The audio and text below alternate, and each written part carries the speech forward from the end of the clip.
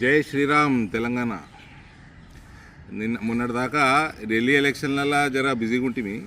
నిన్న ఇక ఆదివారం తెలంగాణలో ఎవరు నడుచుకుంటుండ్రు ఏంది కథ జర దృష్టి పెడితే ఈ కాస్ట్ సెన్సస్ పంచాయతీ ఎక్కువైంది తెలంగాణలో. అసలు ఏం చేసిండు రేవంత్ నా మిత్రుడు ఏం చేసిండు అని అసలు కాస్ట్ సెన్సస్ ఏంది అని తెప్పిస్తే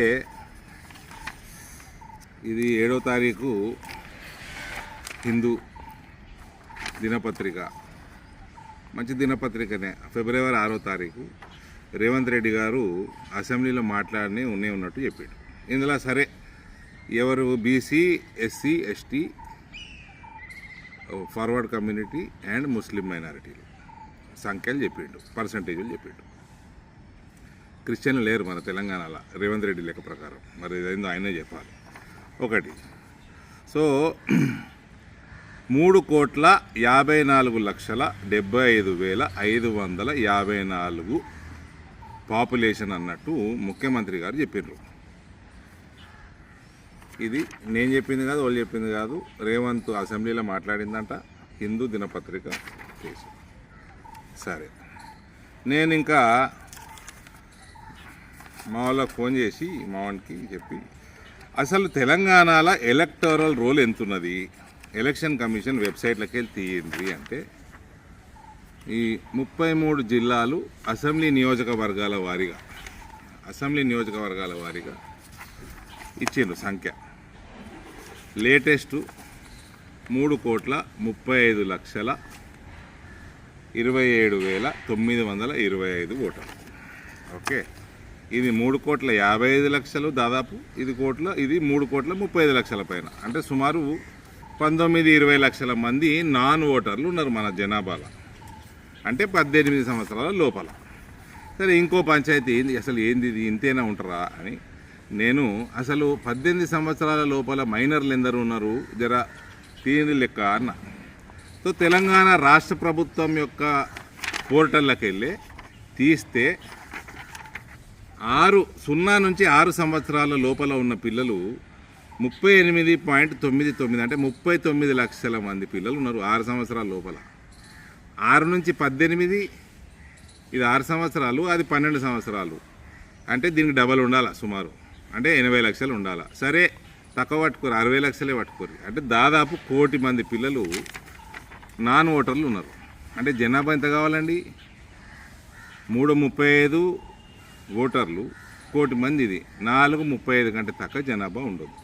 ఇదో సర్వే కాదు, ఇదో మన్ను కాదు, సూలకుట్ల సర్వే చేసినాము రేవంత్. ఒకటి. రెండవది, ఈ కులం పంచాయతీ మొదలుపెట్టాడు దీంతో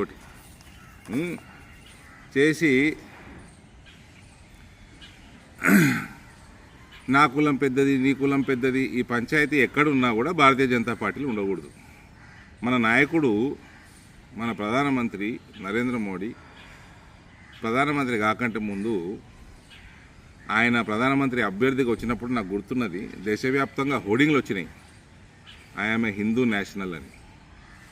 భారతీయ జనతా పార్టీలో పనిచేసుకోవాలంటే, ఈ దేశం భవిష్యత్తును కాపాడాలంటే, హిందూ రాష్ట్రాన్ని నిర్మించాలంటే నా కులం హిందుత్వం, నా కులం భారతీయ తత్వం తప్ప వేరేది ఉండదు.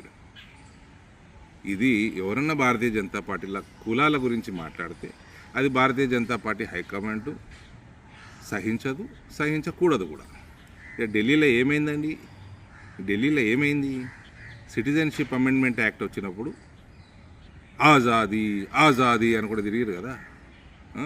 వాళ్ళందరినీ హిందువులందరూ ఒక్కటై దౌడ మీద ఒకటి వీక్తే దౌడ పనులన్నిటికీ ఆజాదీ వచ్చింది. ఇప్పుడు అందులో కేజ్రీవాల్ గాని పనులు ఉన్నాయి, సిసోడియా గాని పనులు కూడా ఉన్నాయి. అందులో దౌడ పనులు. కేసీఆర్ కులం చాలా పెద్దదని ముఖ్యమంత్రి అయిందండి. కేసీఆర్ కులం సంఖ్య ఎంత అండి? 1% ఉంటుంది, కొద్దిగా అటు ఇటు ఉంటుంది. ఆయన ముఖ్యమంత్రి అందుకే అయిందండి, కులం పెద్దదని అయిందా? తెలంగాణ రాష్ట్రం కోసం కొట్లాడిండని కేసీఆర్ని ముఖ్యమంత్రి చేసారు, ఆయన కోట్లు వేసారు. 10 సంవత్సరాల తర్వాత ఈ కేసీఆర్ది దిక్కుమాల గుణం ఉన్నది, కేసీఆర్ కంటే పోరగాన్లది ఇంకా దరిద్రపు గుణం ఉన్నదని ఓడగొట్టి. ఇక్కడ కులం కాదు, గుణం ముఖ్యం రాజకీయాలలో.